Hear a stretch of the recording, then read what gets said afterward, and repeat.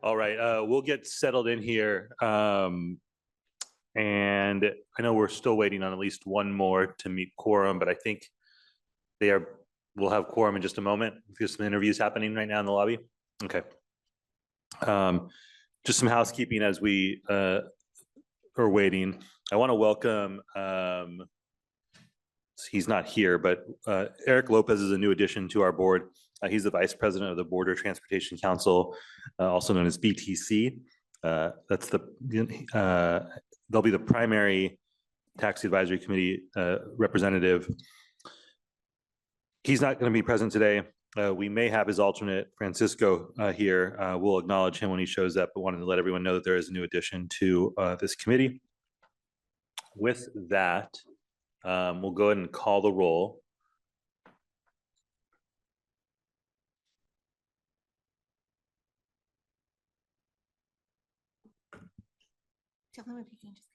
Can you give me a minute because I need to put Mr. Zishiwa into the For sure.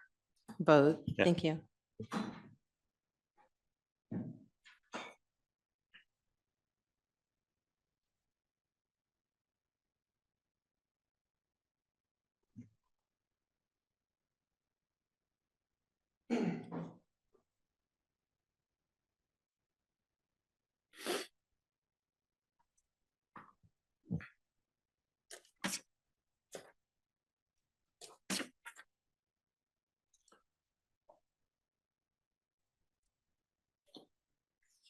I know you spelled that right off the top of your head.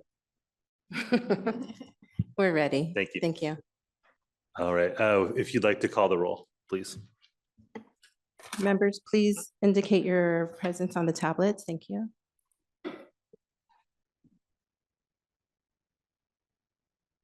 Everyone will want to hit the present button on your screen. If it's not showing up, hit the voting tab. And the gray. There you go. Hit this one right here. I'm on non-voting. Oh, that's right. Okay.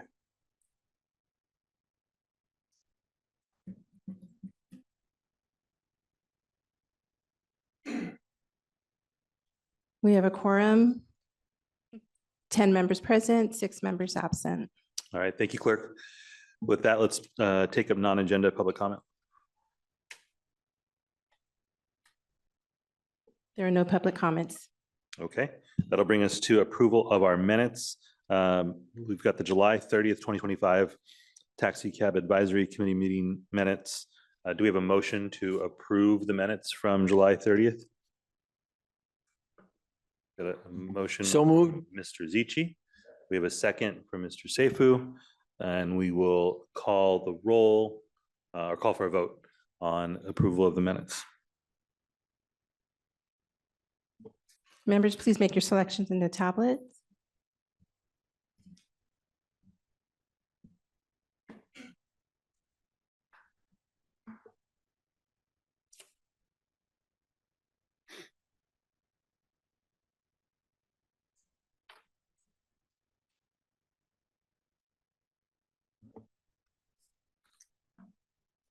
We have the unanimous decision on the minutes.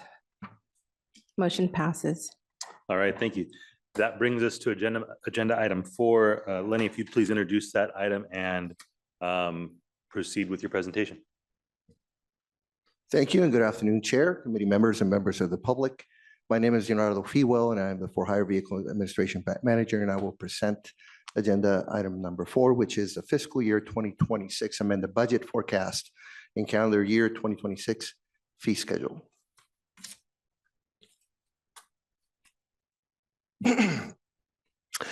First, our For-Hire Vehicle Administration budget overview is that MTS is per legislation required to be 100% cost recovery.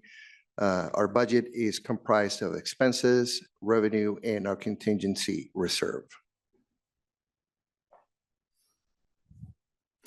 Our main goals are to aim to avoid steep increases to annual fees. We also aim to maintain current operations levels so we can continue ensuring public safety and preventing unfair consumer practices. We aim to be financially able to make improvements to operations and administrative activities when appropriate. We also aim to have flexibility and the ability to respond to unexpected permit drops and unexpected costs or other factors.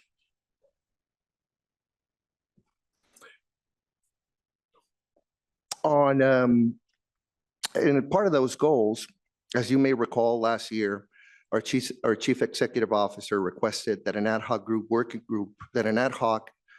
group be used to help provide feedback for hire vehicle administration's budget.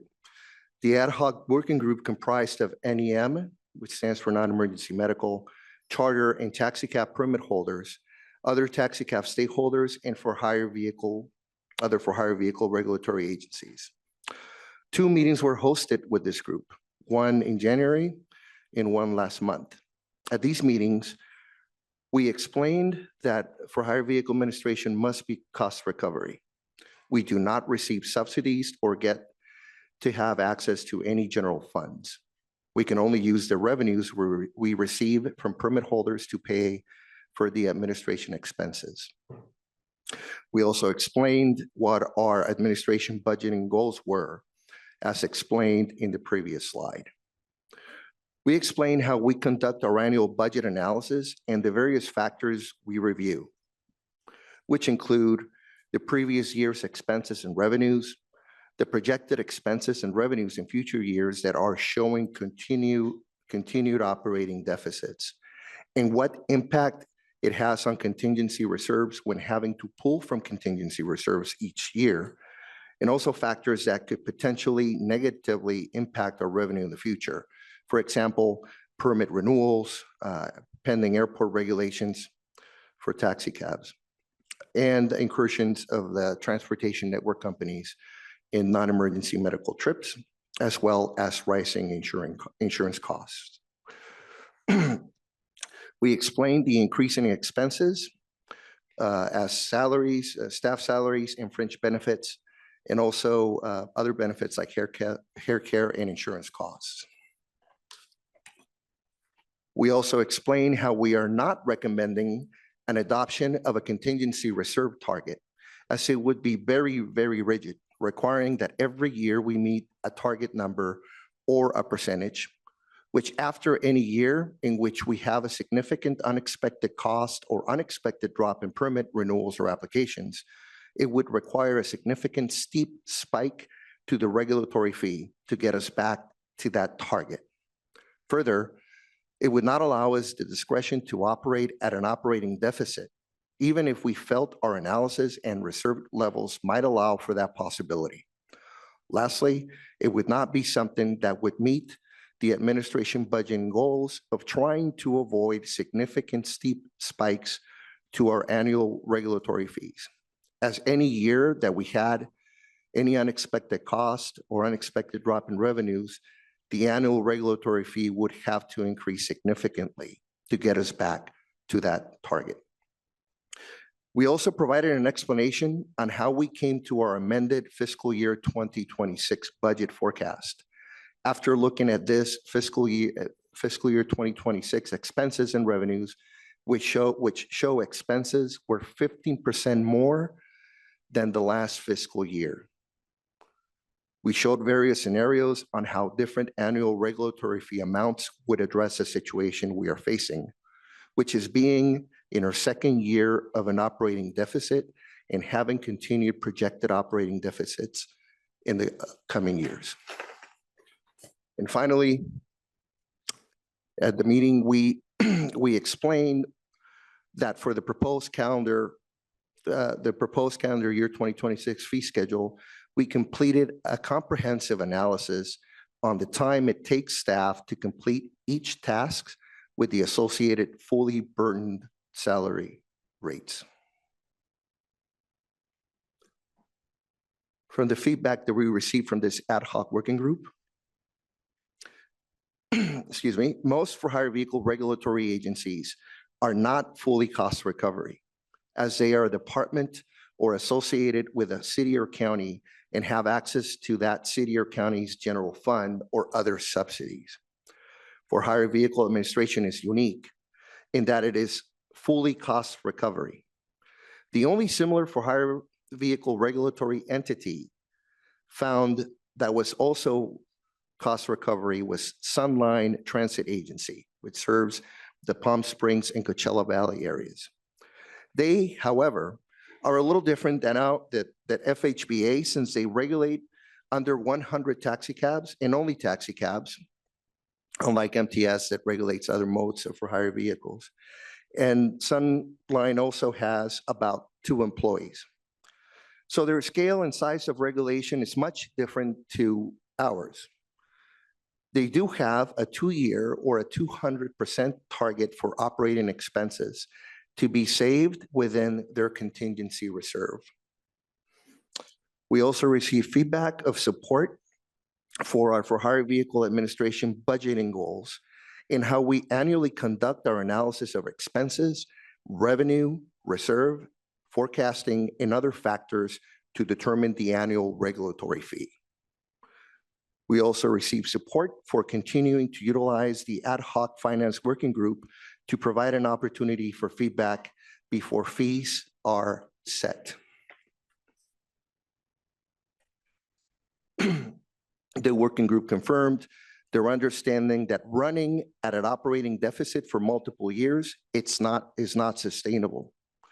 We are currently running at our 2nd year of an operating deficit, with more years of operating deficits projected.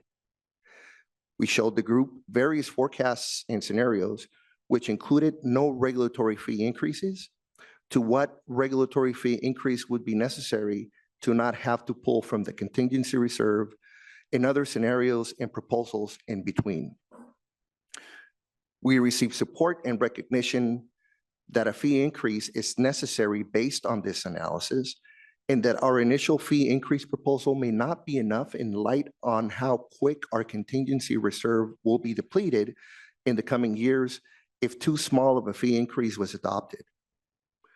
We heard various ideas on what the fee increase should be instead, including that the annual regulatory fee increase should be considering how much operating expenses are increasing each year.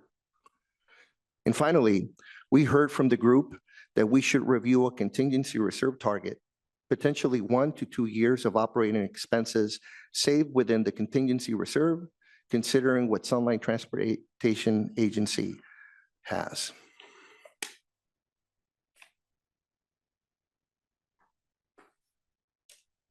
For-hire vehicle administration reviewed all feedback from the 2 meetings and recommends the following: to continue the FHVA ad hoc finance group working group, to continue with our current budget process that conducts an annual analysis of revenues, expenses, and contingency reserves. For the time being, not adopting a contingency reserve target. However, based on the feedback, we recognize it may be helpful for transparency on what guardrails we are considering each year when looking at whether we feel we are in a financial good place each year, particularly with where our contingency reserves levels are at that time. For fiscal year 2026, an informal guardrail range of 50% to 150% of operating expenses within the contingency reserve may be an appropriate reference point to consider. We want to make sure that FHVA has enough of a cushion in our reserve so we can appropriately react to unexpected drops in revenue, costs, and expenses. We will be providing with the finalized fee schedule that will be posted at the end of the month, a memorandum that helps explain and provide background on our budget and fee schedule determinations. We also conducted a comprehensive analysis of our fees, including within our fee schedule. We reviewed each fee task to ensure no changes were necessary, and then determined the amount charged based on the estimated time and associated salary costs to perform each of those administrative tasks.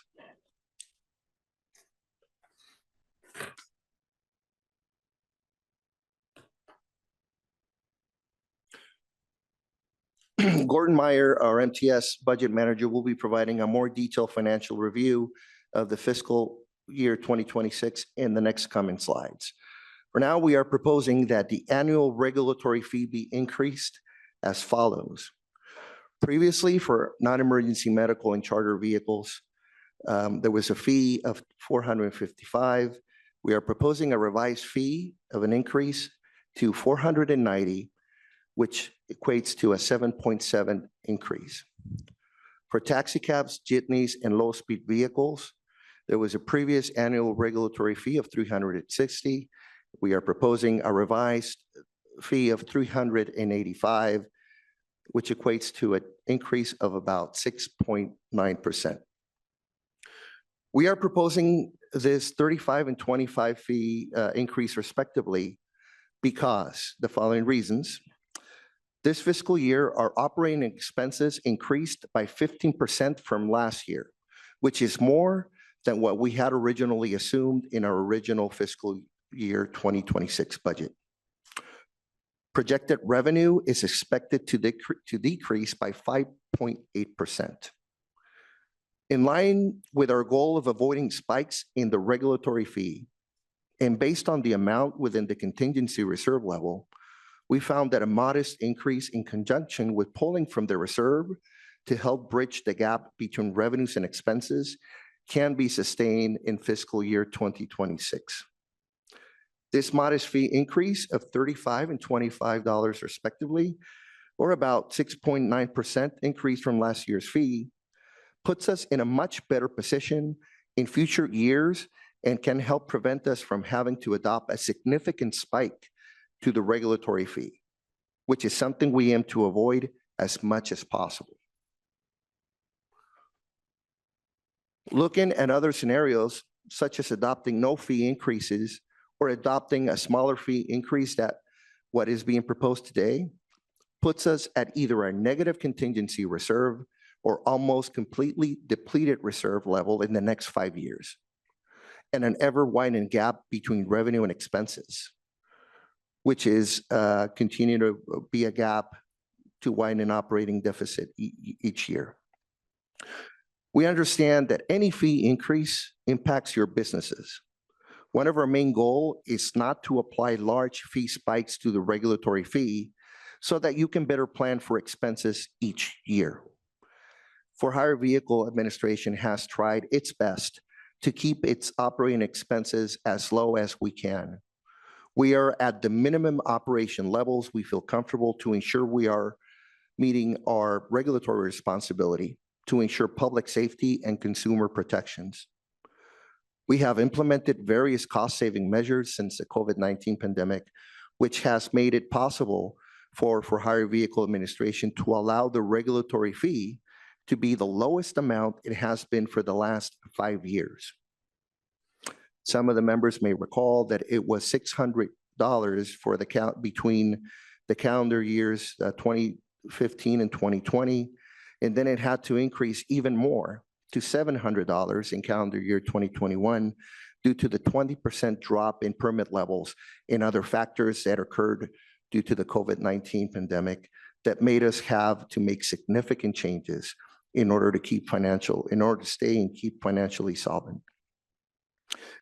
We have been able to keep the regulatory fee at $350 for calendar year 2022 and 2024, and a very small increase to $360, a $10 increase last year due to these continued cost-saving measures. This modest fee increase reacts to the situation that our expenses are growing each year and revenue is not keeping up. This fee amount also puts us within our informal guardrail range reference point of having our contingency reserves within 50% and 100 to 150% of our operating expenses. With that, I will transfer this presentation over to our finance manager, Gordon Mayer. Thanks, Lenny. Good afternoon, Gordon Meyer, Manager of Financial Planning here at MTS. So as Lenny touched on, I am going to briefly go over the for-hire vehicle administration budget, some of the things we're forecasting changing this year, and then a look at the 5-year forecast as well to kind of give you guys a better sense of why the regulatory fee is increasing and what we think is going to happen in the future. So first, we'll go over the operating revenues in the for-hire vehicle administration budget. So there's really two main categories that we break this into. We have the annual regulatory fee, which is the one with the $35 and $25 increase that's being proposed. That's the main driver of this revenue for this budget. And it's really where we do the cost recovery. So we look at the expenses, we look at the other revenues, and then we change the fee for annual regulatory fee to make sure we're doing that cost recovery. The other category is processing and other fees. That includes the application fees is a big one, dispatch change fees, all the other ancillary fees on our fee schedule, that goes into that bucket. And so first we'll look at the annual regulatory fees. So we finished last year with 1,498 permits. That was a little higher than what we were forecasting. So we are reflecting that in our revised forecast for this year in the budget that we're looking at here, which is FY26. So we were originally forecasting 1,469 permits. We are bumping that forecast up to 1,498. The initial forecast or the FY26 original budget, so that's the official adopted budget that was adopted in May of 2025. So that assumed the fee level at what it is today, so 455 and 360. Based on the proposed fee increase, we are reflecting that in the FY26 amended forecast. So you can see we're projecting an increase of 52,000 or almost 9%. Once again, that's all primarily due to the increase in the fee. Now the next line, that's processing and other fees. Here we're projecting a slight decrease from the original budget. We were initially planning on 177,000. We're revising that downward to 171,000.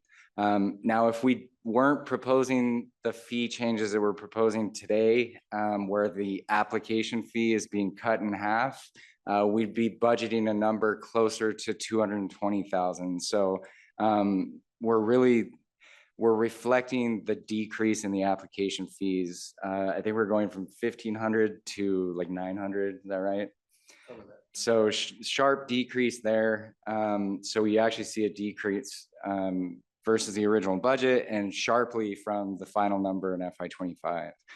So in total for operating revenues for this department, we are projecting 817,000 for FY26. That's an increase of about 46,000 from the original budget. Main driver is the increase in the fees. So moving on to the expenses for this department only. So personnel, we're projecting 685,000. We're not changing that from the original budget forecast. This department does have 7 full-time employees. FY26 is the first year where we have all 7 employees projected to work for the entire year. Last year, we had a regulatory inspector supervisor, which was a new position starting November, so only about a half year's worth of wages.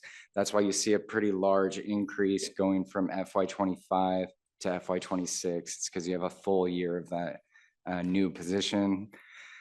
Outside services, we're projecting just under 130,000. That's about a $9,000 increase from last year. Couple things going on within this line item. We had budgeted 50,000 for a new permit software this year. We got the bids back for that software, and year one's only going to have about 14,000. So that's a reduction of about 35,000. But we are increasing the budget for legal costs significantly. We're bringing it up from 50,000 in the original budget to 100,000. So those two things are kind of offsetting each other. But worth noting that legal costs have become a significant part of our budget last year, as well as this year. Both years we're projecting to spend about 100,000. Compare that to years past where we spend 0. So that is something that's reflected not only here, but also in the 5-year forecast that we'll get to later as well. Materials and supplies is small. We're not projecting a change there at $500. That's for things like paper, some printing and things like that. Energy, we're right on pace for 7,000 right now. That's the fuel for our non-revenue vehicles that the inspectors use to go do their inspections. Risk, so here we're budgeting an increase of 30,000 from the original budget. And that reflects, we did have a one-time claim payout for, there was a vehicle accident. And we were responsible for a 30,000 claim payment that's already occurred. So we have to include that in the budget. And so that's the main driver there. We'll take that out of the forecast. On the future slides, it's not reflected because it's not something we expect to continue. General administration. So the big ones here includes the building rent and also the non-revenue vehicle lease costs. So both those things are fairly easy to forecast. And so we're not forecasting any change there from the original budget. And then lastly, we have the overhead allocation. So that's an allocation of MTS administration costs, including finance, IT, HR, things that indirectly support the for-hire vehicle administration. And it's allocated based on headcount. So this department has 7 FTEs. MTS as a whole has over 1,600. So it's a very tiny fraction, but it is, that's what that line item is in this budget. So overall costs, we are projecting a little bit of an increase versus the original budget. We're projecting 973,000 versus 934,000 originally. So about a 39,000, 4.2% increase. So here you can see our revenues and expenses combined. And you can see that net operating income or deficit is our operating revenues minus expenses. So originally we were planning on having $162,000 net operating loss, which would need to be funded with the contingency reserve based on the increased fee and the impacts to revenue, as well as the slightly higher expenses. We're now projecting a slight decrease in that operating deficit to be about 156,000. Once again, because this is 100% cost recovery department, that will have to be covered with the contingency reserve, as will be more clear on the next slides. So this slide shows the last couple of years of actual history with our reserves, and then also what we're projecting based on the FY26 amended forecast that we just looked at. So you can see in fiscal year 2024, we ended the year with a contingency balance of just over $1 million. At the end of FY25, so this most recent closed fiscal year that just ended in June, we had a very small change in the reserve level, so it stayed up just over $1 million. And so based on FY26, we are projecting that 156,000 operating deficit, so that will be a negative from the contingency reserve. And then we are including the projection for an interest allocation, which happens each year, where interest that's generated on the MTS cash pool gets allocated to the contingency reserve based on how much of our cash pool is made up of the contingency reserve. So we are including that in the forecast this year to help tighten that up and also make it a little more transparent. So we are projecting at the end of FY26 an ending contingency reserve balance of about 934,000.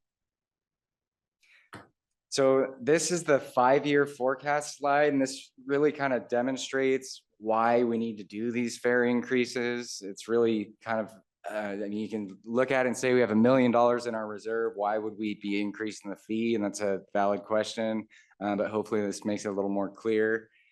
So FY25 here, that is actual figures. So that's audited final year figures. FY26 figures are based on the amended forecast that we just went through.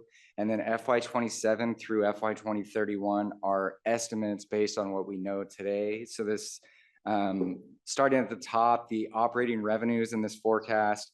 So they're projected to increase by an average of 4.9% per year. And that is based on a projected increase of $35 and $25 per year every year in this forecast. Now, this is not to say that that's definitely what we're going to do.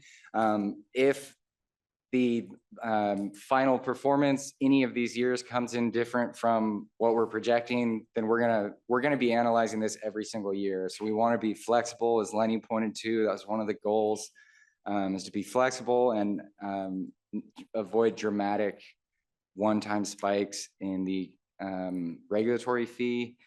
But for example's sake, this does assume this kind of increase every year. Next, we have operating expenses. So in FY27, we're actually projecting about a 5% decrease. That's because we are projecting legal expenses to come more in line with historical figures. We're still leaving about 50,000 in there. Hopefully we see that go to zero again and we can bring this down and the forecast will look better. But right now that's what we're assuming. And then after 27, that's when we get back to regular expense growth of about 4.4% per year. And by far the biggest driver of this expense budget is personnel costs. And that's healthcare costs make up a large portion of that. And we always budget at least a 10% increase in premiums. This year, they're actually going up by 13%. So that's really the main driver. And then we generally budget 3 to 4% for employee salary increases each year as well. So that's really what's driving the budget. So the kind of the important line is the net operating income line and then the contingency reserve info below there. So you can see based on our FY26 projection, we're forecasting 156,000 operating deficit, which has to be covered by reserves.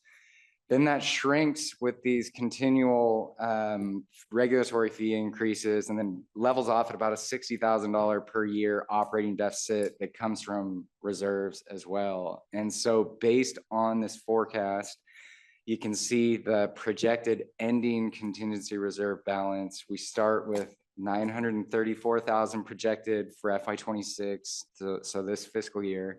And then gradually over time, it's going to decrease. Based on these assumptions, by the end of 2031, we'd be looking at about 700,000. Just for reference, that's about 63% of the operating budget. So it does kind of fall in line with the unofficial reserve guardrails that Lenny mentioned. Yeah, that's it on this slide. I think the main takeaway is just that even with these pretty large regulatory fee increases, we're still projecting to see a decrease in the contingency reserve levels over time. And then with that, I'll hand it back over to Lenny.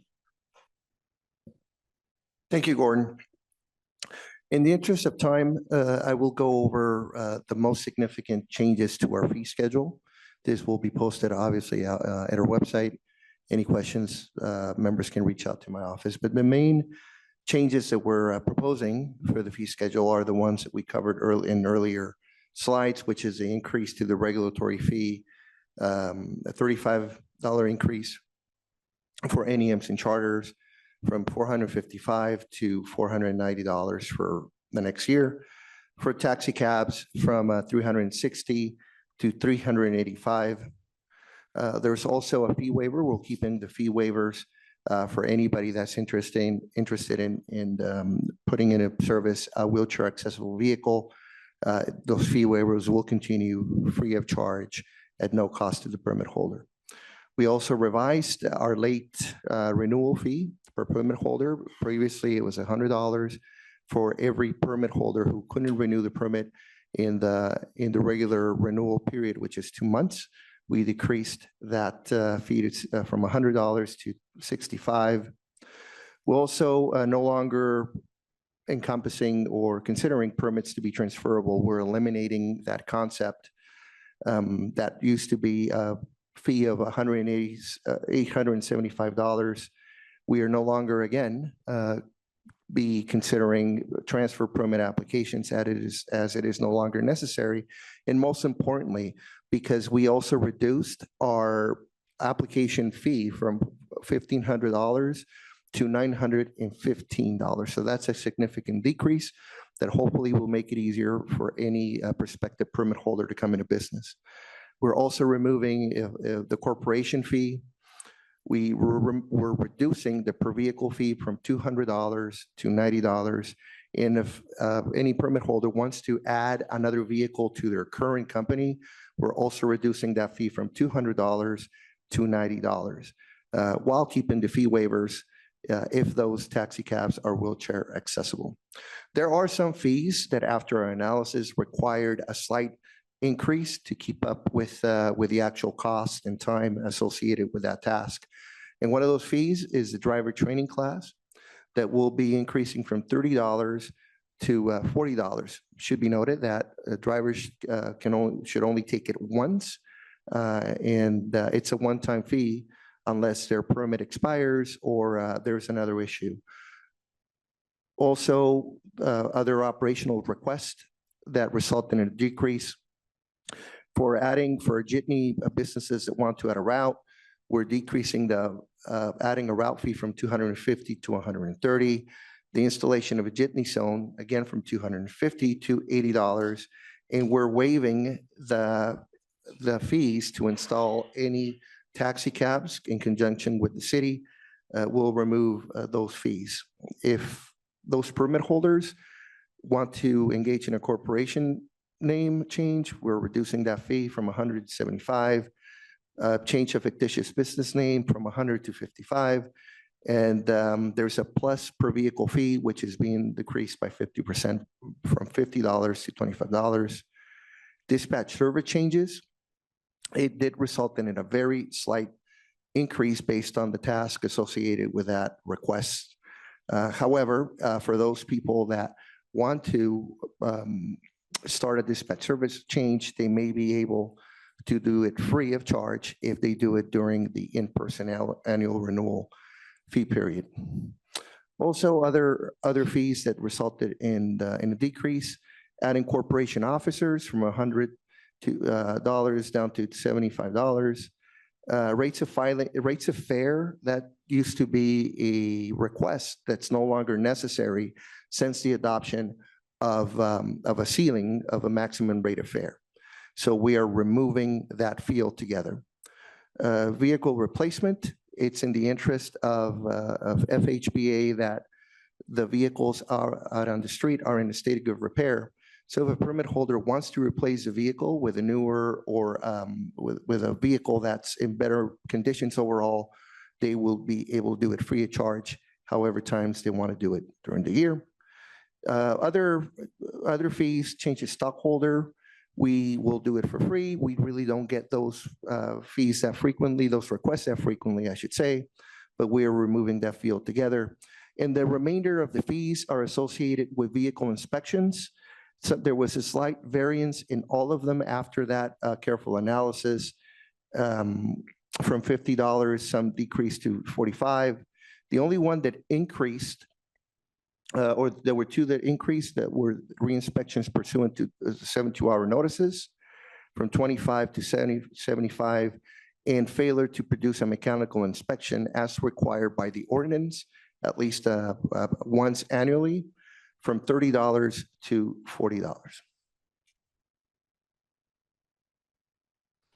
The remainder of the fees also have to do with vehicle inspections and dispatch services and permit reassignments. Again, these requests are very infrequent, but for any dispatch service that wants to come into business in San Diego, we did have to increase that fee from $150 to $180. And for permit reassignments, for anybody that wants to reassign their taxi cab permit to a non-emergency or any other type of a permit or vice versa, we did decrease that fee from $250 to $195. Finally, the return payment fee for those permit holders that provide us with a check that is later, that is not honored by their bank, then we did have to increase that payment return fee by $5 from $35 to $40. Our next steps.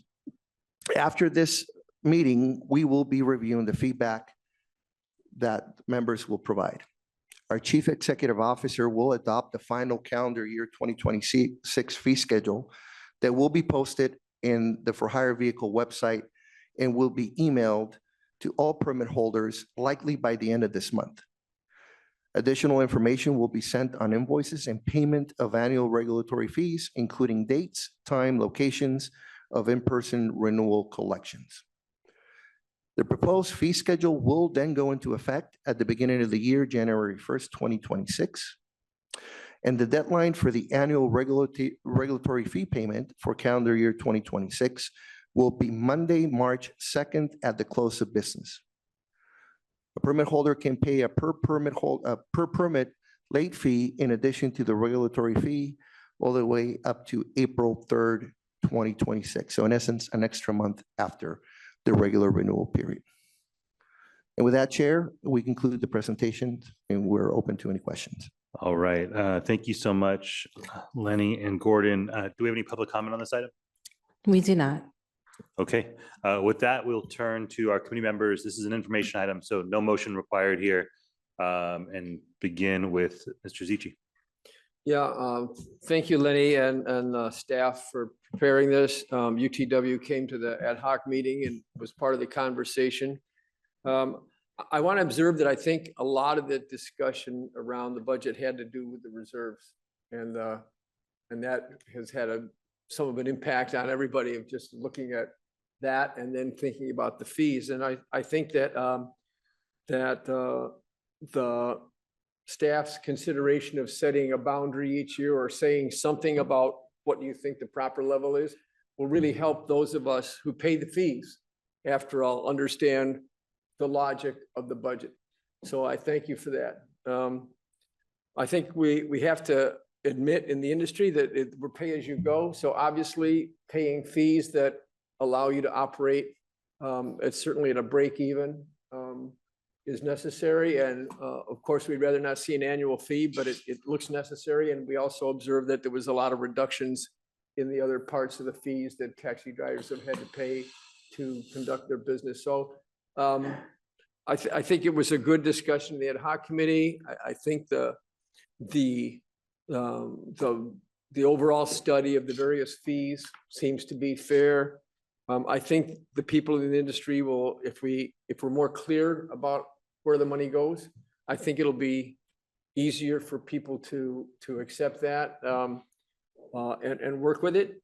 I will observe that the legislation that creates a pay-as-you-go process is a weak public commitment to transit, but it is what it is. I mean, that's part of the history of California.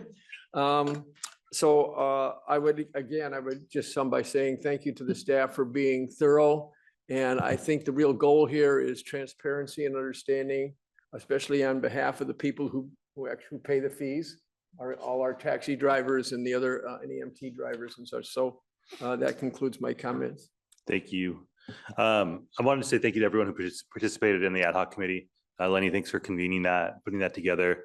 Definitely important to have a conversation, contextualize what increases are coming forward, figure out ways to avoid those. I also, obviously the fee went up. No one likes to see that. And there's a reduction of a number of fees or elimination of a number of fees as well, which I appreciate.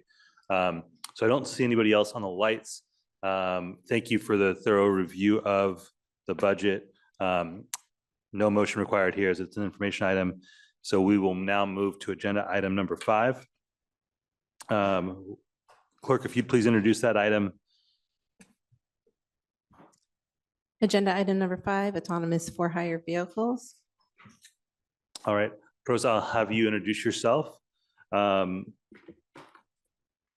Before I do that, though, I wanted to give a little bit of context for the item we're about to hear. Earlier this year, we had an informational item about Waymo and autonomous vehicles. We recently heard that Waymo is intending to begin operating in San Diego next year.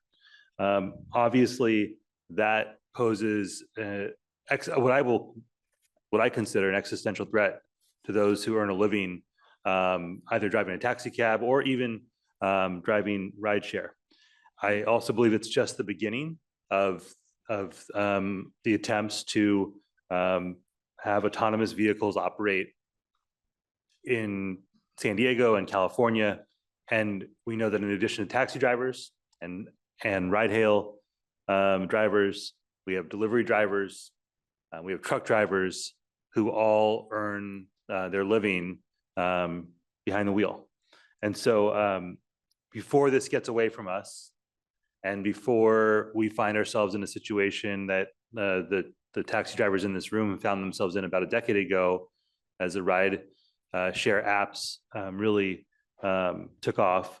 I wanted us to have a conversation. I wanted to figure out what we can do to protect workers, to protect the families who depend on that work, but also to make sure we have a conversation about local say in technologies like this that can really upend a community.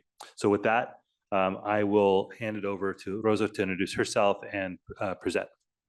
Hi, everyone. My name is Rosa Lascuaga Vidal. I am the Deputy Chief of Strategic Initiatives for the Office of Councilmember Shawnilo Rivera. Thank you for having me here today. Today, I'm introducing a potential action item in response for the autonomous for-hire vehicles and their impact on the taxi cab industry. Sorry. It's the first time I use this. This slide introduces the topic visually. Autonomous vehicles are no longer a what if. They are operating in California and in major cities in throughout the state. Companies like Waymo are rapidly expanding and positioning themselves to enter the cities like San Diego. It's important that we understand how this technology intersects with our local workforce and transportation policies. Councilmember Shawnilo Rivera went over a little bit of the background on the autonomous for-hire vehicles that came to this board already. Autonomous for-hire vehicles are self-driving vehicles that transport passengers without a human driver. Autonomous for-hire vehicles, examples like Waymo, are currently regulated in part by the California DMV and the California Public Utilities Commission. At the February 26, 2025 TAC meeting, agenda item number 7, staff provided information concerning autonomous for-hire vehicles and requested that TAC provide a recommendation to staff on what additional research or next steps should be conducted. Waymo is currently testing in San Diego, including the San Diego airport, but does not have authorization to begin for-hire operations. However, most recently, Waymo announced that they will be conducting passenger trips in San Diego sometime in 2026. There are several significant concerns associated with unrestricted autonomous for-hire vehicle deployment. Mass job displacement from autonomous for-hire vehicles poses a direct threat to thousands of drivers who depend on driving for their livelihood. The threat to the livelihood leads to an economic ripple effect that would impact families and communities that rely on this income. The lack of local control, cities currently have almost no authority to approve, deny, or tailor autonomous for-hire vehicle operations in their jurisdiction. Traffic and transit disruptions, other cities have seen autonomous for-hire vehicles block intersections, stop unexpectedly, or interfere with transit services. This leads to a public safety risk. Incidents in San Francisco and other cities highlight gaps in autonomous for-hire vehicle safety, emergency response, and accountability. In response from autonomous vehicles, we're outlining a set of principles to guide the recommendations today and the approach that TAC can possibly take. Highlighting the protecting livelihood, any deployment must safeguard workers and ensure that technology changes does not come on the expense of local jobs. Demanding for local control. San Diego should have a say in whether and how autonomous vehicles operate within our boundaries. Ensuring accountability through state regulators must uphold rigorous safety standards and before granting any permits, and champion responsible policy. We're pushing for a community-centered approach when it comes to technology innovation and policy changes. To outline potential next steps that this committee can take, we recommend to formally submit a letter from the MTS Taxi Advisory Committee that includes and submits a formal protest to the California Public Utilities Commission regarding Waymo's Phase 1 driverless autonomous vehicle and deployment program advice letter for San Diego, and submit a formal protest to the California Department of Motor Vehicles, DMV, regarding Waymo's autonomous vehicle permit for San Diego. Additionally, the Taxi Advisory Committee can vote to recommend to the MTS board to adopt a resolution formally opposing Waymo's driverless vehicle deployment in San Diego.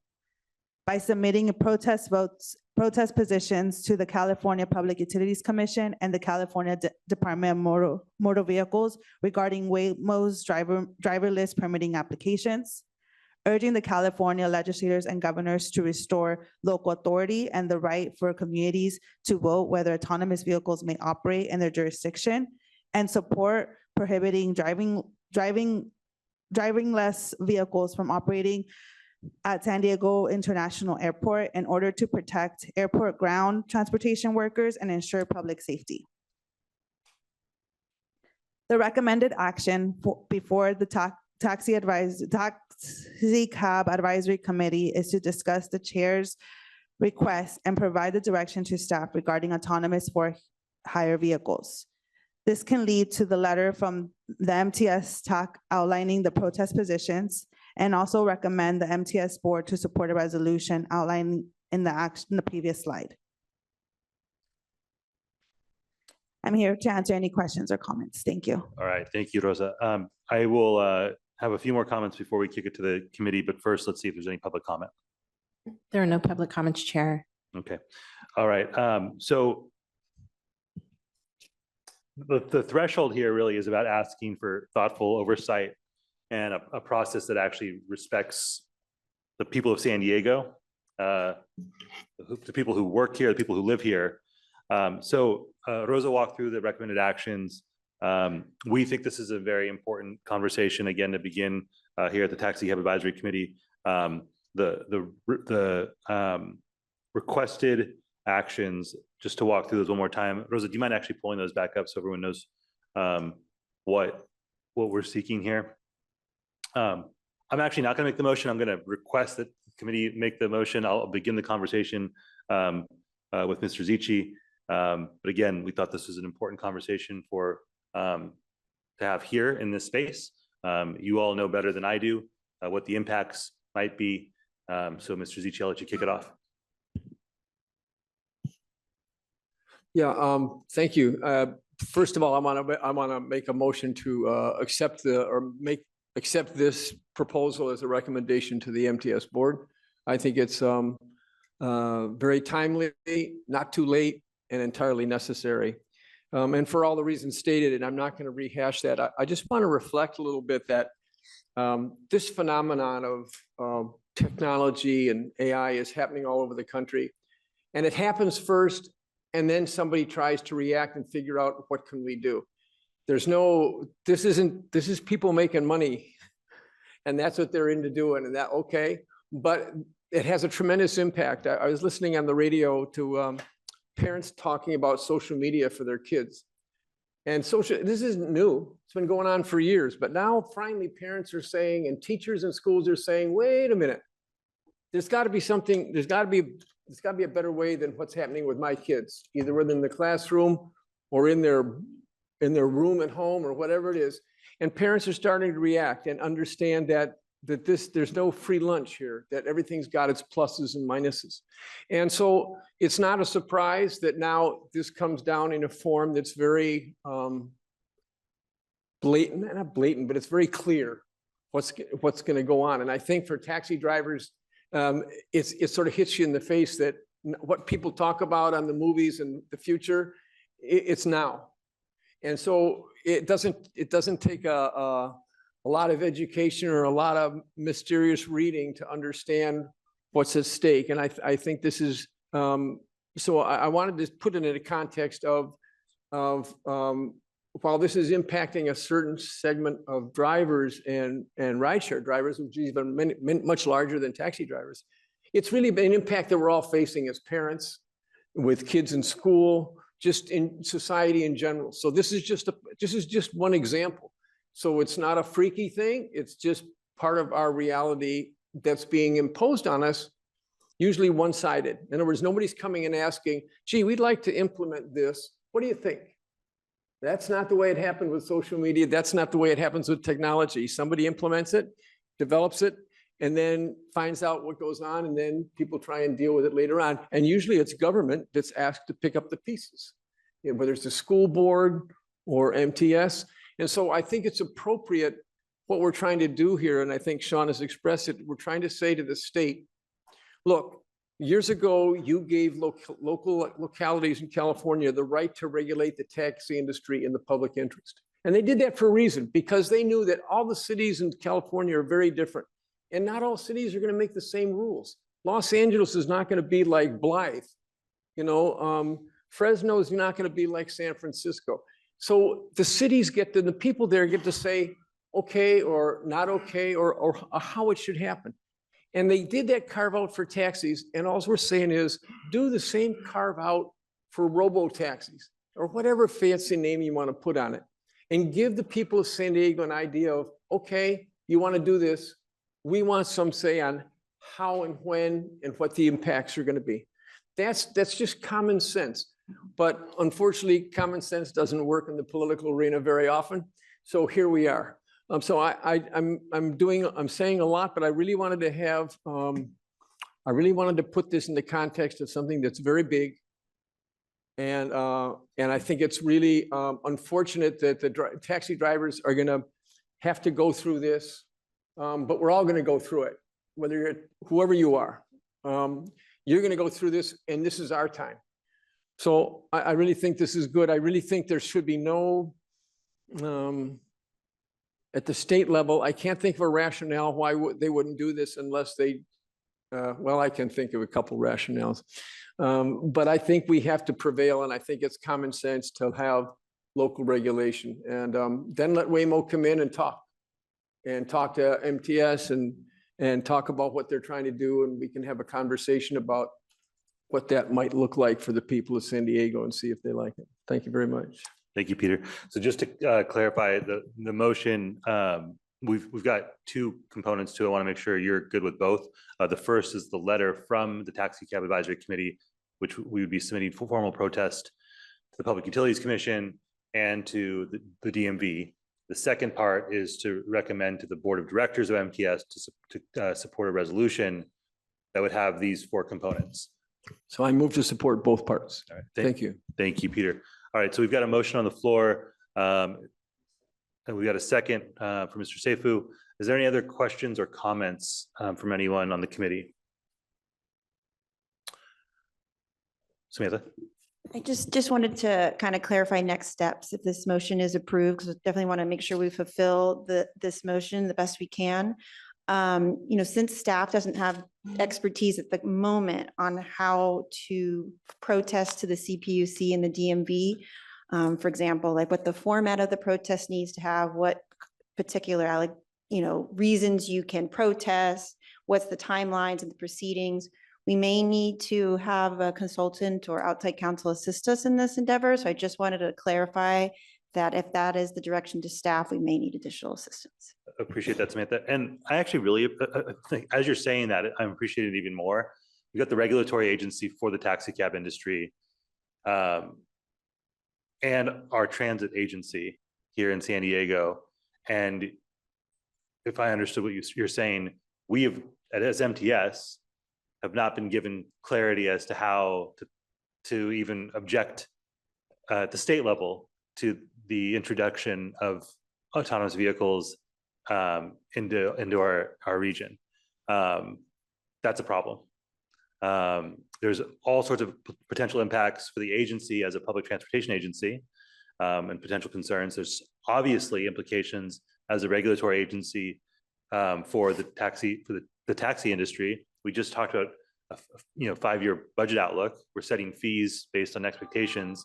Those expectations certainly could be disrupted by the introduction of driverless vehicles, and we haven't even been told how to submit a protest. So all that is to say, the demand for local control feels especially important.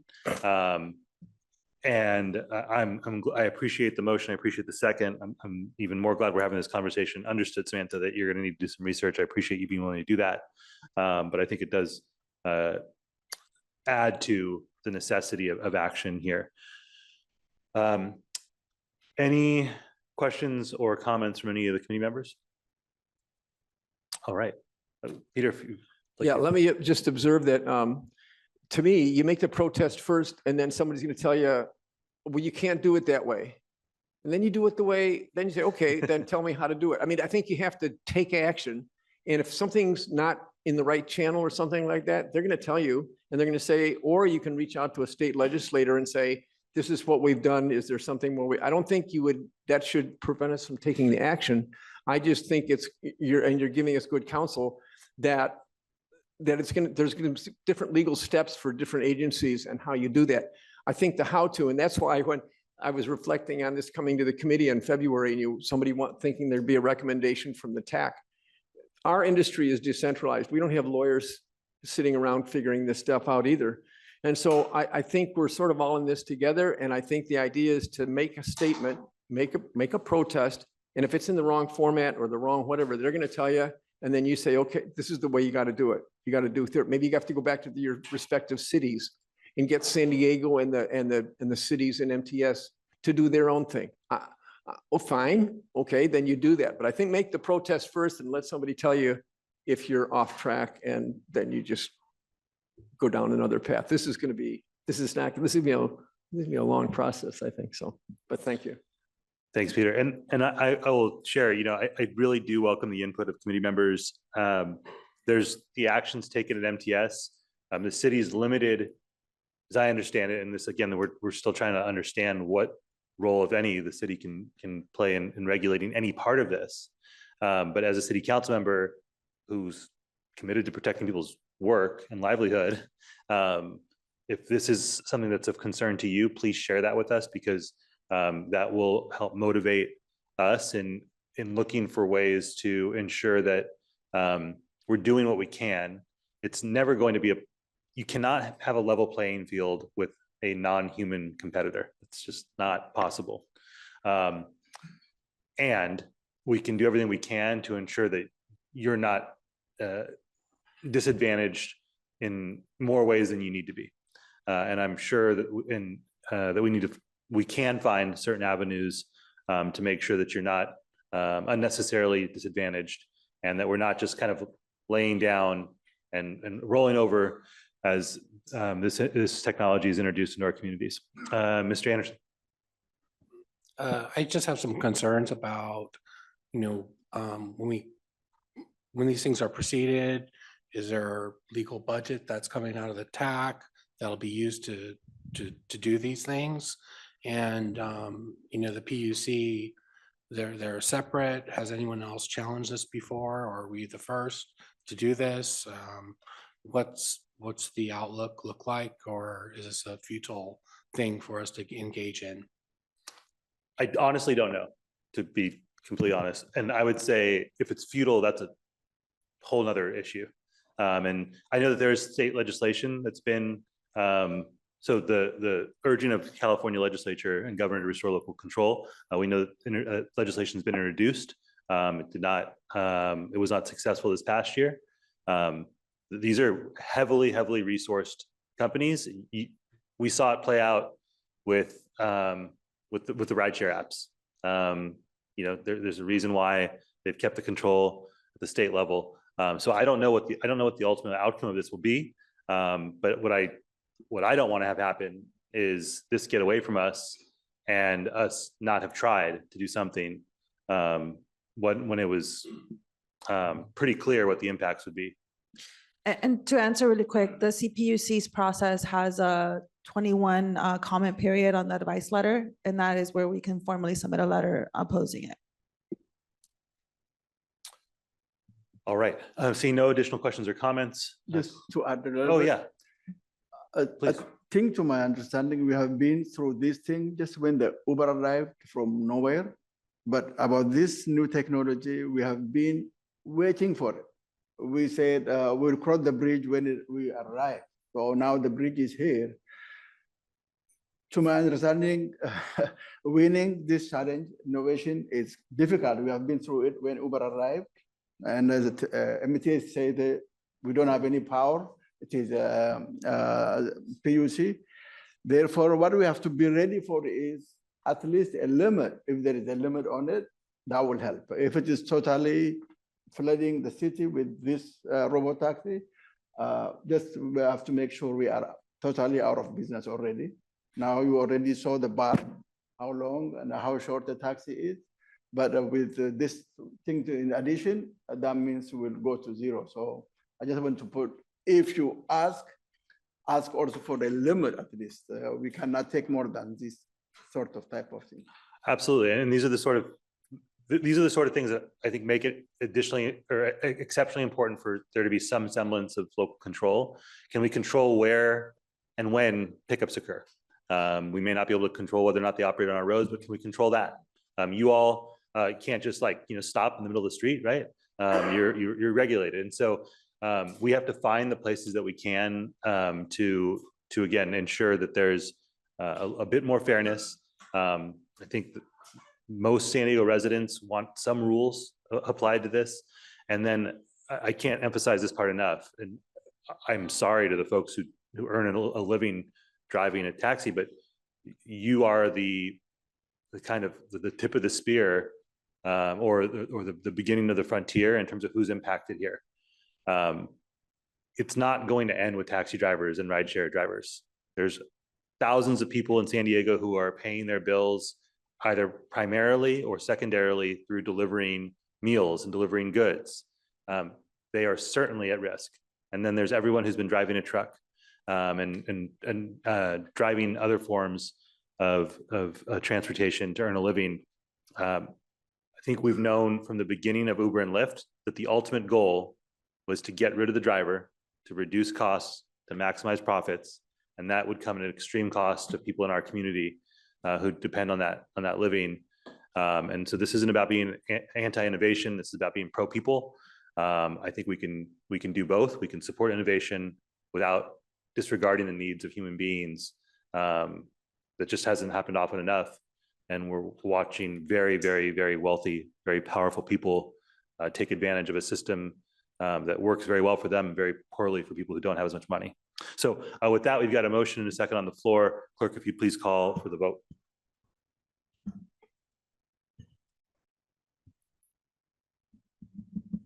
Members, please make your selections on the tablet.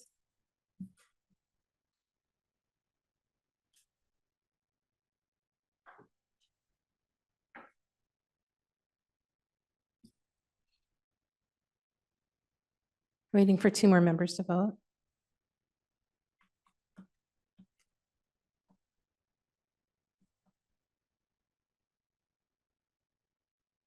One more member.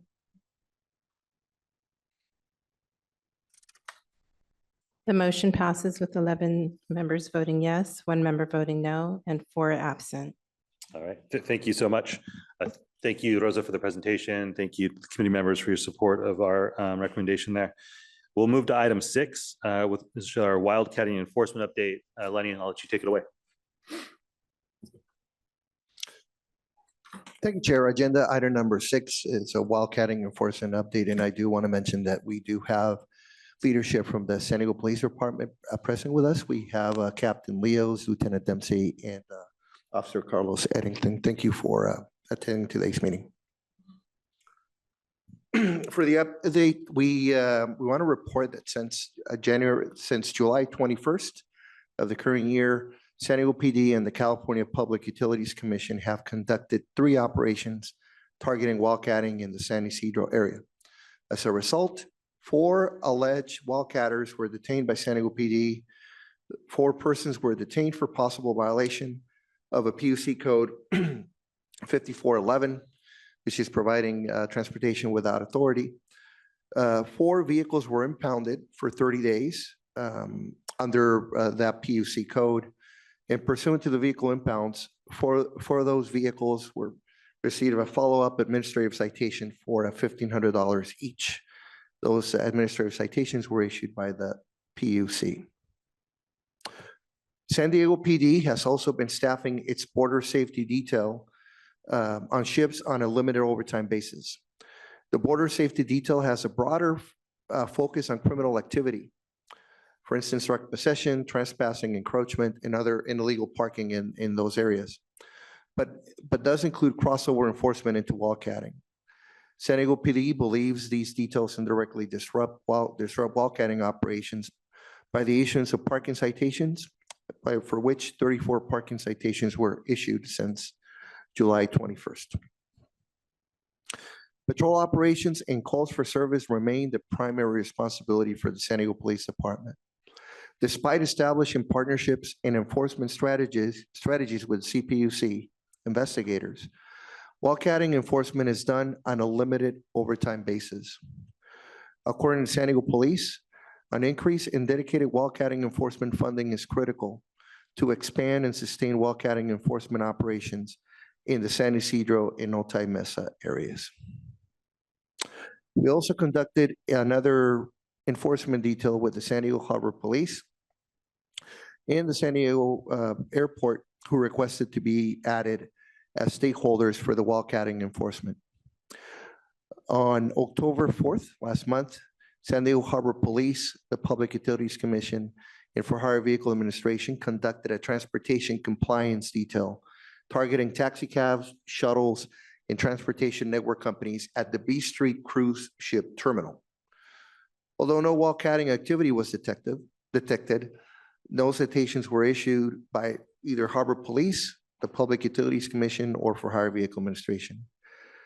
For Hire Vehicle Administration will participate in future compliance details at the cruise ship terminals and the San Diego Airport.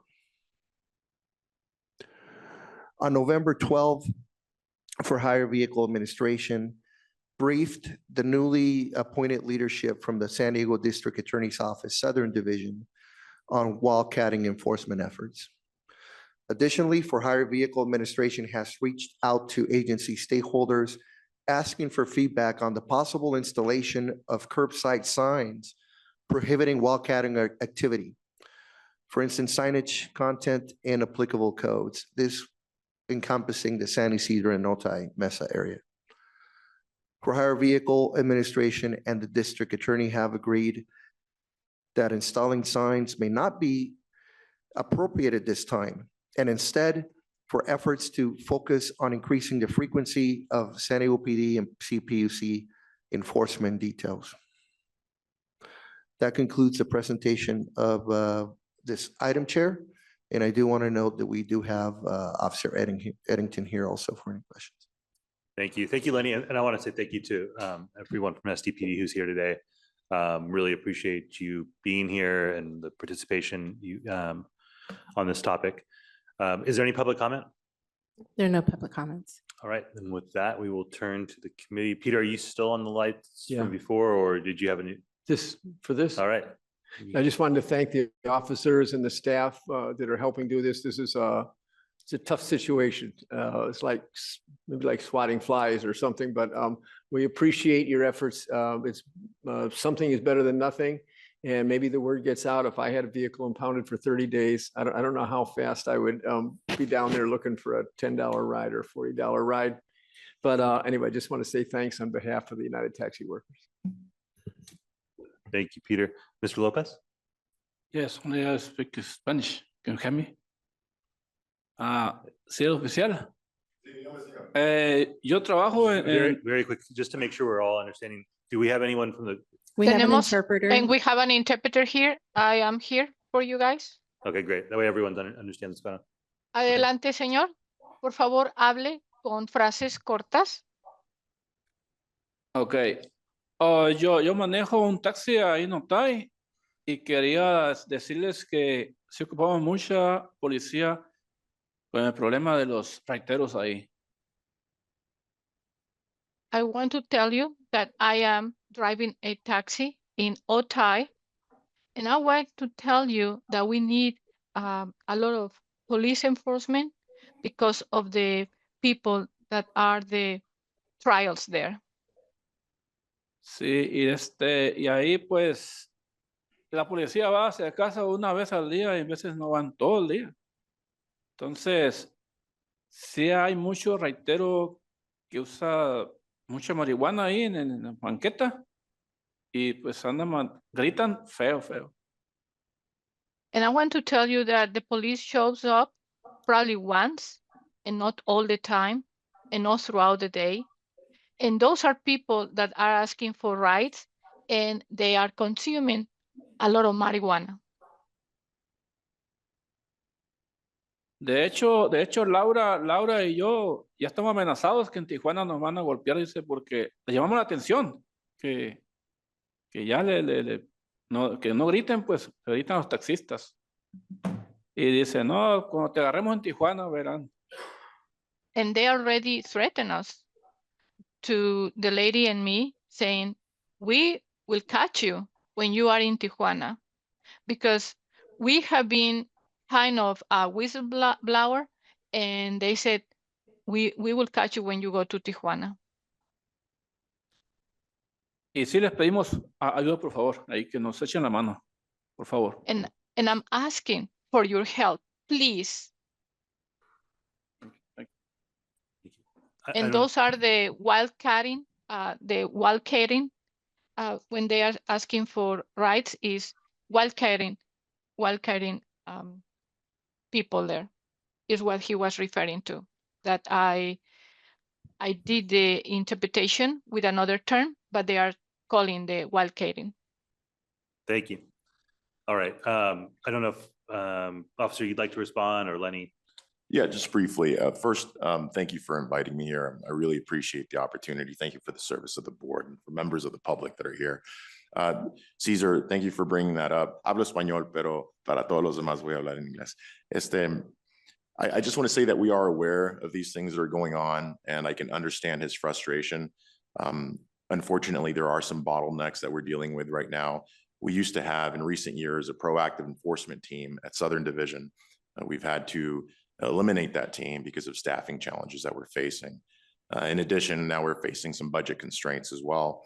And so we are doing what we can. Leonardo was an excellent partner and set up a meeting around May of this year in which he linked us up with the district attorney's office, but more importantly, the Public Utilities Commission of the state of California. I formed some great relationships with them. We came up with a solution, an operation detail that's I believe has been more effective than operations in the past that focused on the unauthorized solicitation, verbal solicitation, which is a crime. But now this detail is focused more on the driver and the vehicle, which results in the 30-day impounds, which seem to have more of an effect.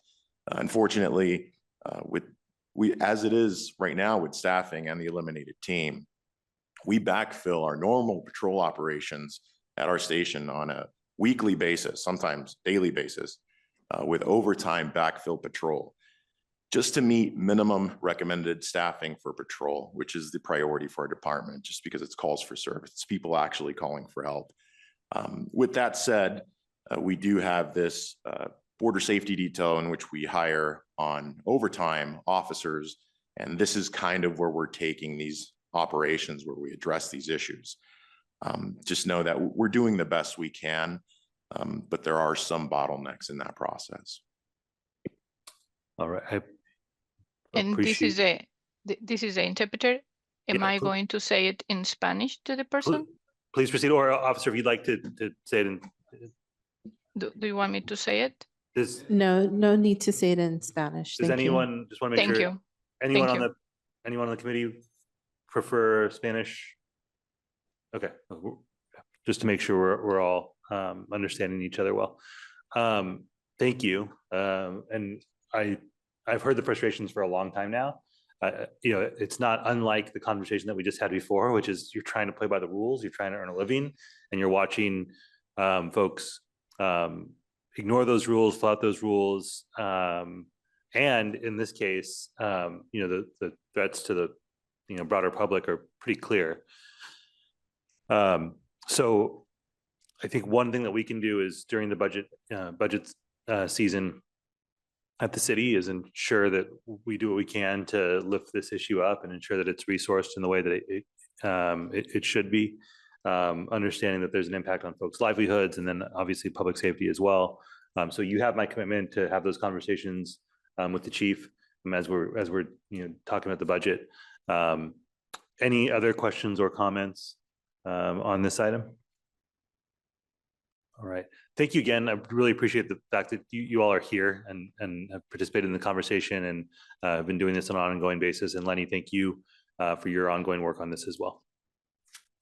All right. That brings us to agenda item 7, Lenny, if you'd like to introduce that item and proceed when you're ready. Thank you, Chair. Agenda number 7, sustainable measures for the taxi cab industry. As background, our drivers continue to report longer waiting times for trips at the San Diego airport and an overall decline in business. For Hire Vehicle Administration recognizes the challenges and continually consults with our peer regulatory agencies on best practices and measures that enable taxi cabs to better compete. Technological differences between taxi cabs and transportation network companies place taxi cabs at a significant disadvantage and contribute to consumer preferences towards transportation network companies like Uber and Lyft. Other regulatory agencies are requiring taxi cabs to adopt modern technology for consumer protections, public safety, and as a strategy to help the taxi cab industry better compete with the transportation network companies.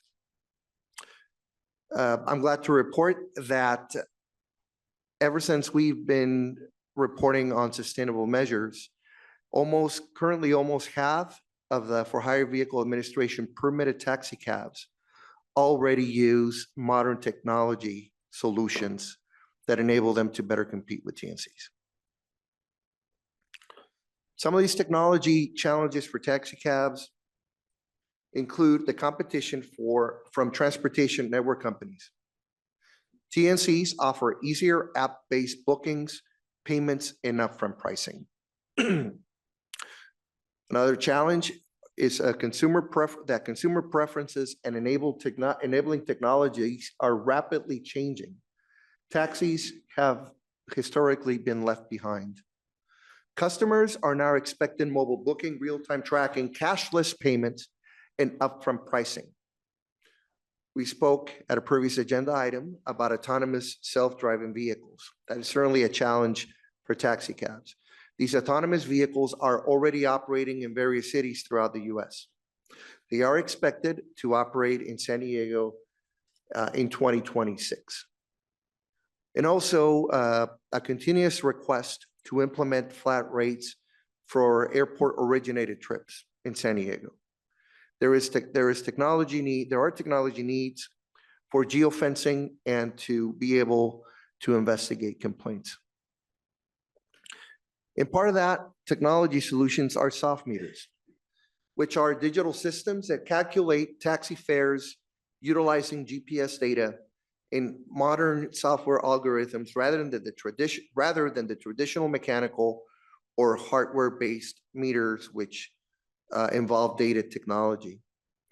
Soft meters have become a key innovation in modernizing the taxi cab industry and helping it stay competitive with ride-hailing platforms like Uber and Lyft.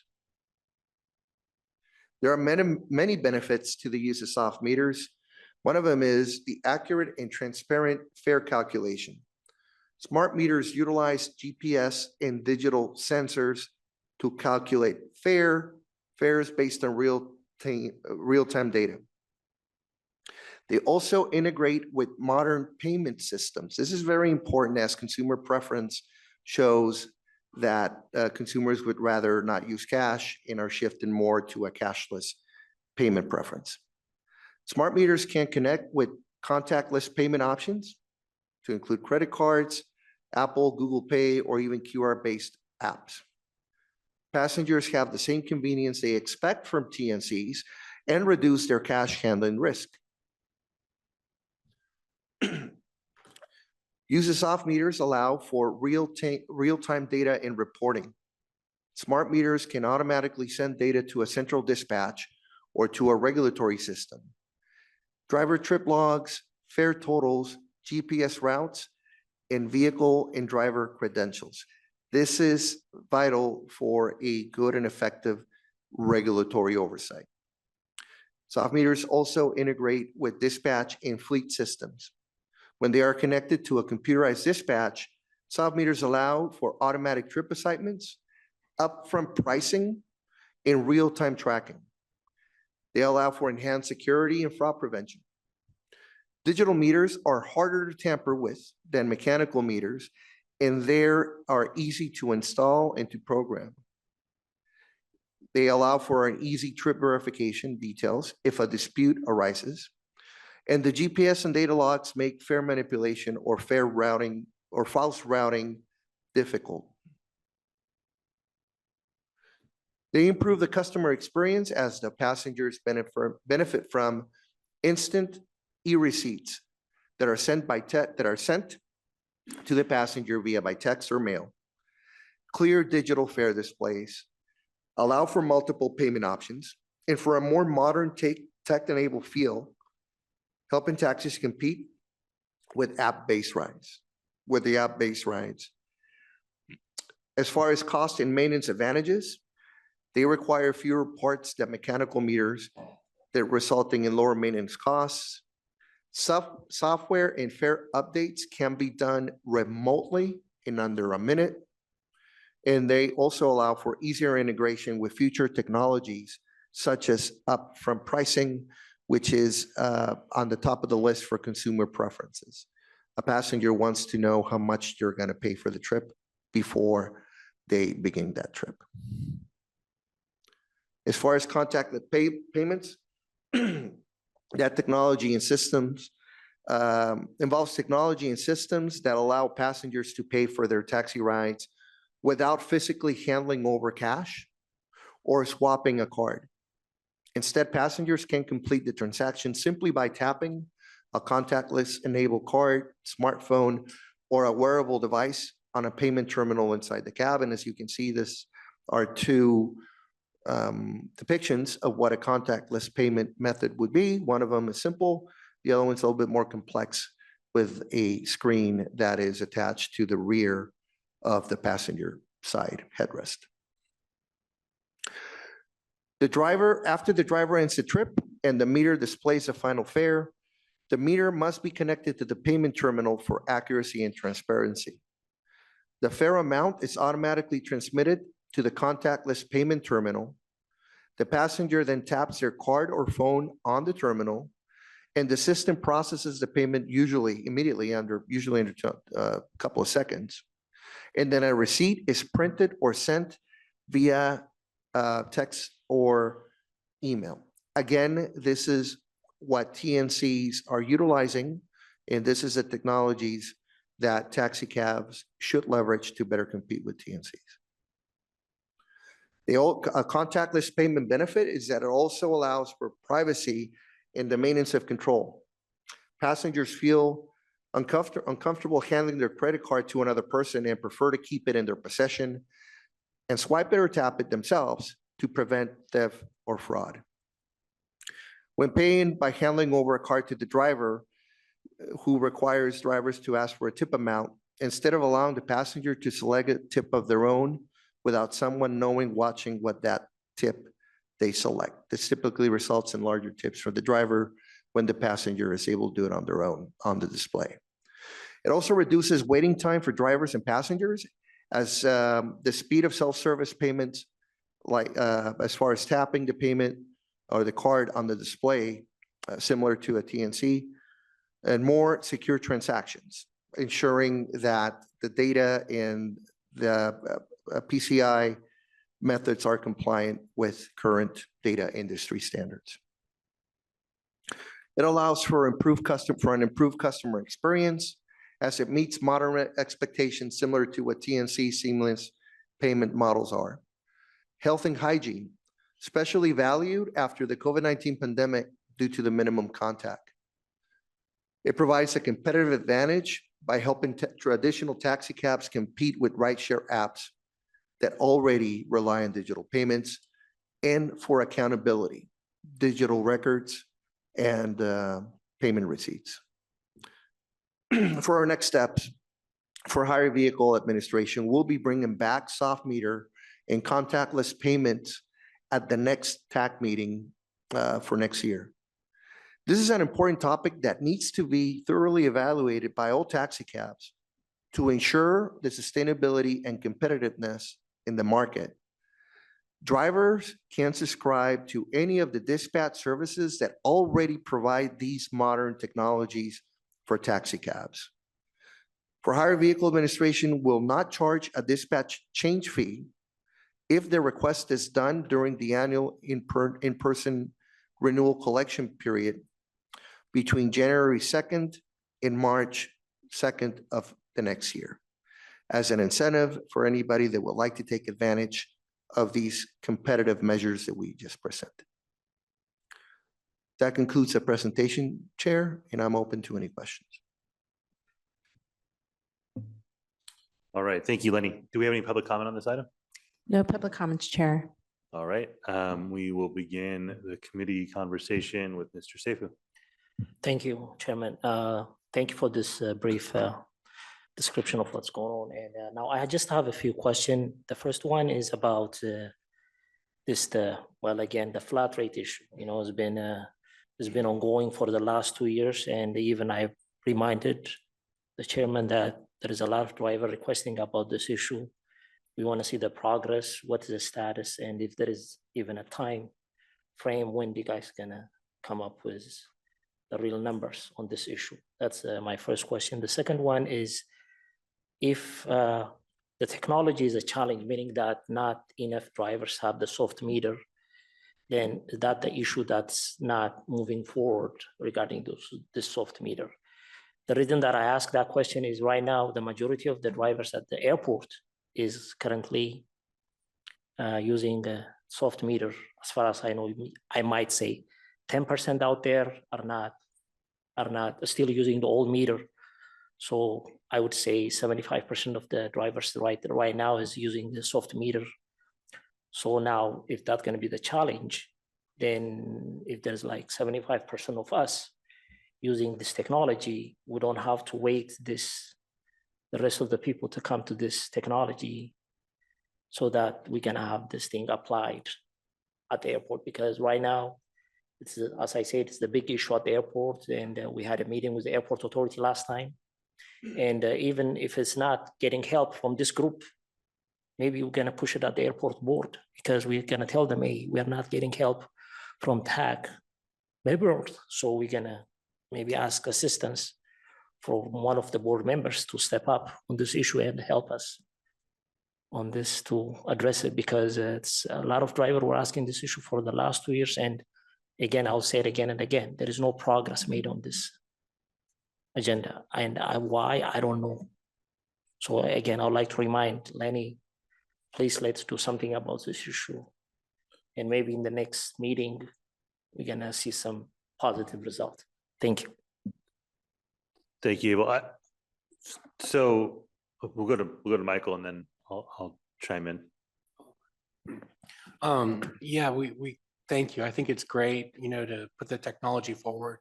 You know, completely the airport supports, you know, all the things that the other TNCs are doing.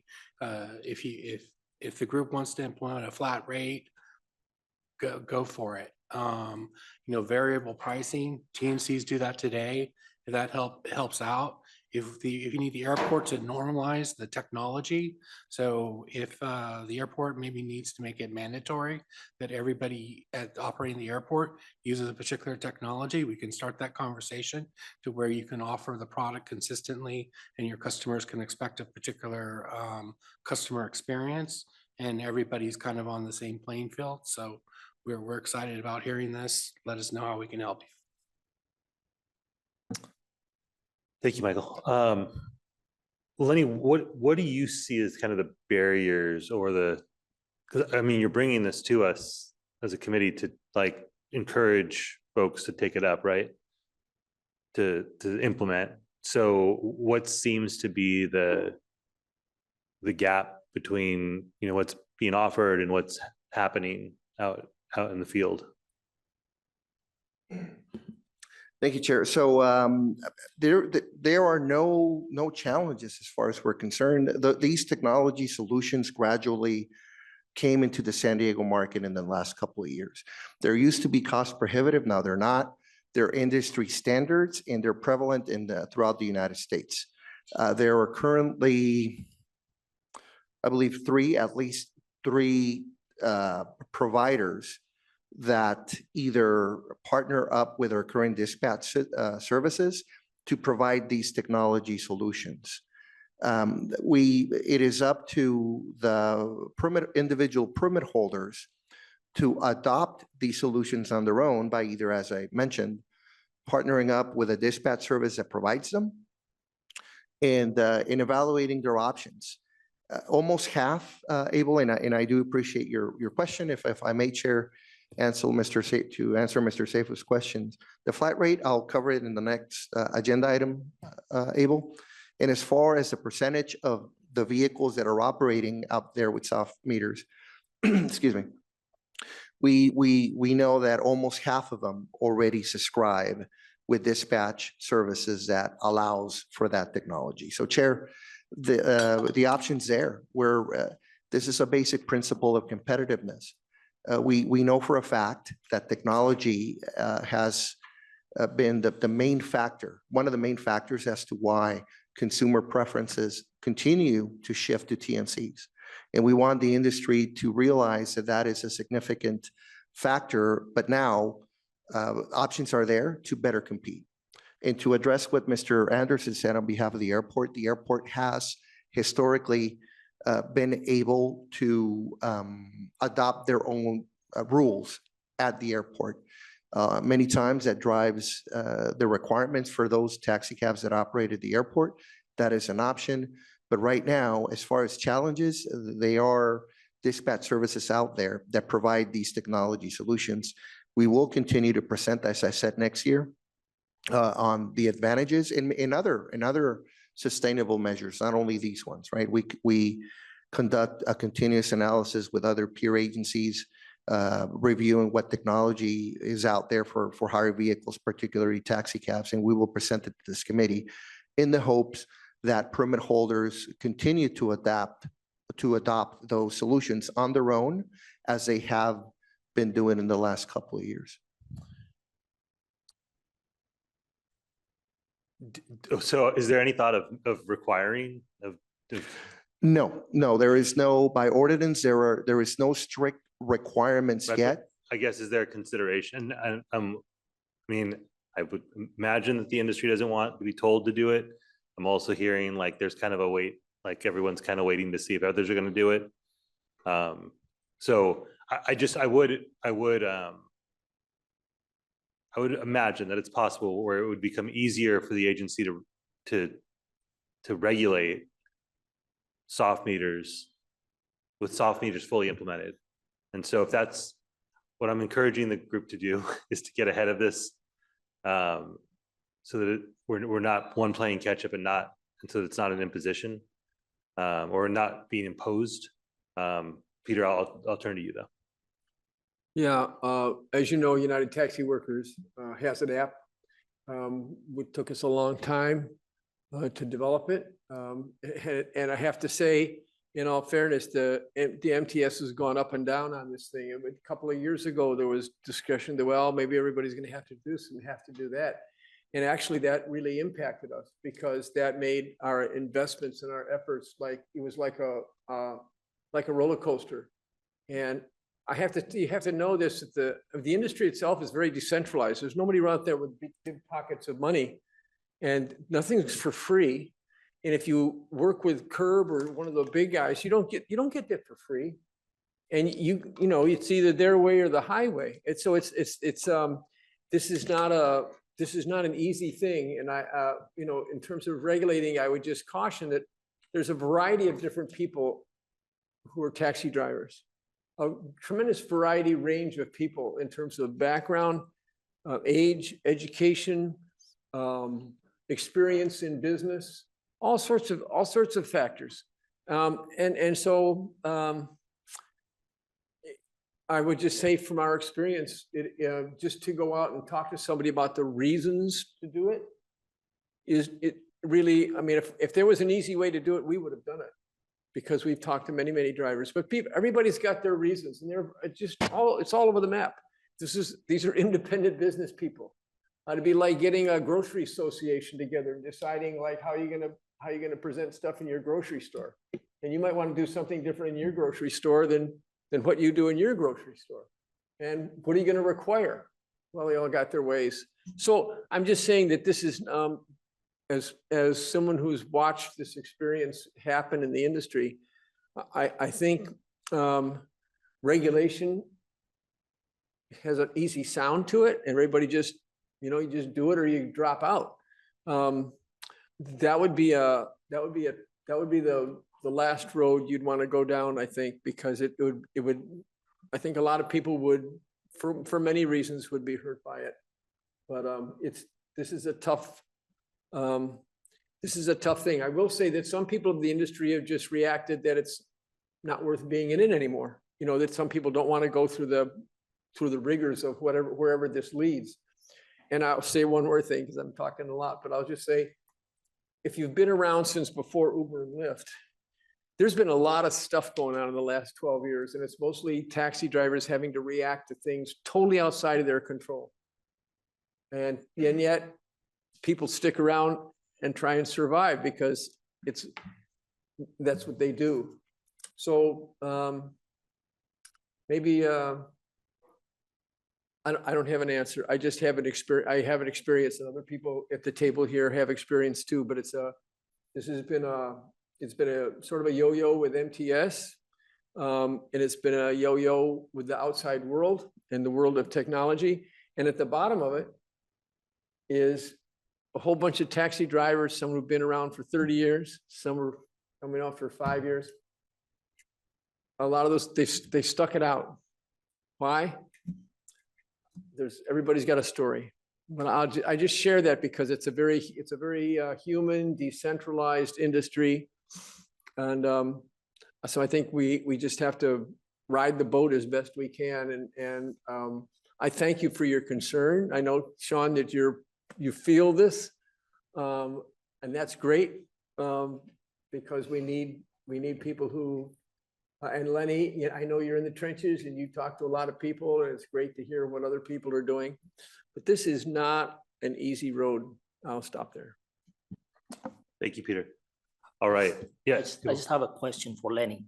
So the reason that we're not doing this flat rate is due to some radio dispatch company doesn't have the the soft meter. Is that the reason that we are holding this issue until all dispatch company gonna have, again, this new technology? Is that the reason that we are holding the study, the progress, and the changes, the challenges, and everything that we have to discuss before we implement? Is that the reason that we hold this issue up to now? What's the reason that the hold up for? I just want to know. Yes, Mr. Safer, I will cover that in the next agenda item, but I would tell you that that's not the underlying reason. That is part of the solution, but that is certainly not the reason. As I will explain in the following presentation, the airport plays a gigantic role in the development of this concept. Okay, so what we'll do is, Lenny, I'll ask you if you can kind of collapse 8 and 9 into each other. Or actually what we might do is we'll table 9. We're running short on time. We've got 15 minutes left. We'll address agenda item 11 now. We don't know the next meeting date. And I'll send it back to you, Lenny, for item 8. Go ahead. Thank you, Chair. I'll try to zip through with this agenda item. Everybody in the committee can refer to the presentation uploaded on our website, and I'm open to any questions afterwards. Again, we always stress the fact that we communicate through email. And the reason why we always bring this up is that we continue to find challenges with communicating with permit holders without getting any response. A lot of times they change their address, they change their emails. The ordinance does require for FHVA to return to let us know about those changes. This table is our contact information for our staff, phone numbers and emails. We do return, and we do our best to return your phone calls or emails within 1 business day. Very important, insurance expirations. This is a very important topic because that is one of the main areas that of responsibility for hire vehicle administration is to ensure that every permitted vehicle, taxi cab, any EMT, any vehicle that has a permit from MTS also has valid insurance for consumer protections. That is one of our primary objectives. There have been some instances with that insurance, either it's not renewed or there is a lapse in insurance. That is the responsibility of the permit holder to make sure that they have valid insurance, no different that we would have to do with our own vehicles. In that event, in the event that there was a lapse of insurance, then what our administration will do is that we will immediately suspend that permit. We also work together with the airport. That way, if that vehicle is operating at the airport, ground transportation, airport ground transportation disconnects them from that queue in an effort to keep that vehicle off the road. Again, consumer protection. We cannot emphasize enough for permit holders to keep an eye out on their insurance expirations. When that happens, again, we will send an email immediately suspending that permit. And because of the lapse, it does require us to conduct a vehicle inspection to ensure that the new certificate of insurance matches with the vehicle that's being insured. And that's a visual process that requires a vehicle inspection, and there is an associated fee for that. If a permit is suspended, we are giving a grace period of 72 hours for that permit holder to surrender the permit. So if they're, for any reason, if they are unable to renew their insurance, we understand, but we do require for the permit holder to let us know. That way we can surrender their permit. Their permit will be safe. Once they are able and they're willing to come back and reinstate their insurance policy, we will put it back into service. But they must surrender their permit. If not, then they risk permit revocation. And hence the importance of communicating through email and staying on top of those email communications. Permit holders may place their vehicles back into service free of charge at any time. If there are any questions, please give us a call to my office at the contact information that I provided, so on the website. Also, sipping through this item, Chair, as Mr. Tegekna mentioned, the continuous drop and or the trend, I should say, of declining taxi trips versus TNC trips. I want to thank Mr. Anderson and Ground Transportation for providing us with the statistics to compile this presentation.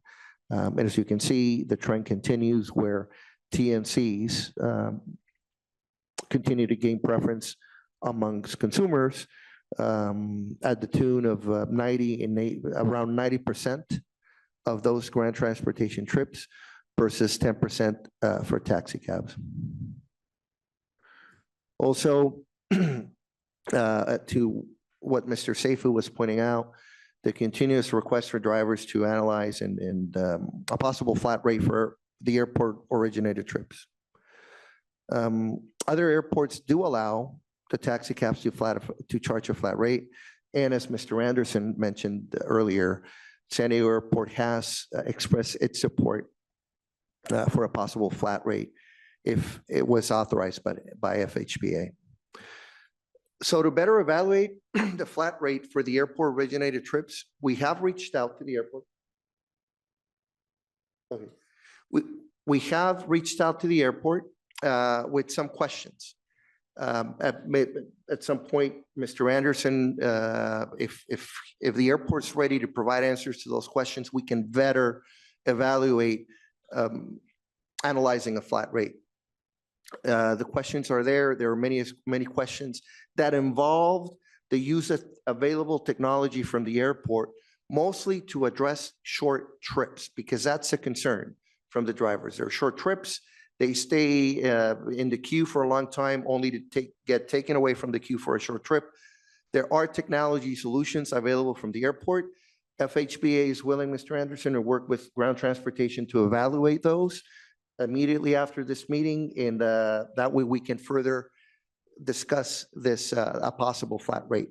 But at the time, I encourage the committee members to go over these questions. That way that everybody understands our position, our current position over adopting a flat rate. And the reason for it is because without addressing these questions and the underlying concerns for the drivers, then a flat rate is not the optimal solution. Flat rate will only compensate for the lack of trips. So we want to be thorough. We want this solution to be sustainable. And that's why, again, we are willing and looking forward to work with the airport for those solutions. Everything else, Chair, the traditional statistics, our permit count as of last week. We're currently at a little bit over 1,660 permits with a 9% of the total permit fleet under surrender. All the other stats, Chair, the members are able to look at them at their own time. In the interest of time, if there's any issues, you can, or any questions, you can contact my office. One of the final slides are the customer feedback cases. Many of them, I should point, we love to see compliments, and we commend those drivers that receive compliments.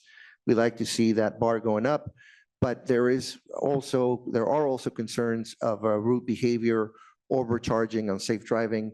That will be and could be minimized by the use of the technology solutions that we covered at the previous agenda item. That concludes this item, Chair. I'm open to any questions. Thank you, Lenny. So with us kind of being at the end of our time here, what I will ask, Mr. Anderson, because it does sound like there'd be some value in having some questions answered here in this space from the airport. Is there a timeline on when you might be able to answer? Well, I think the main issue is, out of the 10 items that are up there, do we just have too many taxi drivers? And one of the question 5 asked the airport to maybe take a look at, would we want to maybe implement a cap? And that was brought forward to us. So that might be an idea is for us. We're open to reconsidering that.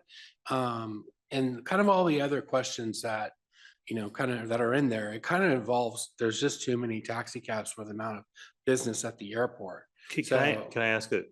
I know is the same question being asked about rideshare drivers? About, well, I mean, like when it comes to, the demand. So, right, but the demand is it just feels unfair to only ask that question about taxi drivers. No, and this makes the conversation about Waymo that much more, I think, important for the folks who are relying on this for a living. I only because we're so tight on time. That makes the majority of the drivers right now are TNC drivers. That is right. Understood. Yeah. So I just want to say that this is why I think maybe it'd be good to have a longer conversation specifically focused on this, because there's a lot packed into that question of it, whether or not there's too many taxi drivers. The goal would be to get demand up. Right, but there's different levers to pull in order to do that, right? If there were if Lyft and Uber weren't available there, I'm pretty sure the line would be quite long for taxi drivers. So I'm not saying that's the way to go, although I don't know that it's not. I certainly would say that introducing autonomous vehicles will not help the demand issue. So I'd love to have a longer conversation about that. I certainly will engage with the airport. You have my commitment as Taxicab Advisory Committee members. I will engage with the Airport Authority board members that I have relationships with on this. But I think there's other practical questions as well that would be important for us to discuss here. So in the interest of time, thank you, Lenny, for the presentation. Thank you, Michael, for the response. This is an ongoing conversation. It certainly sounds like it's only going to become more relevant in 2026. With that, we will let you all know when our next meeting will be. We don't have a date scheduled, and we will adjourn until then. Thank you, everyone.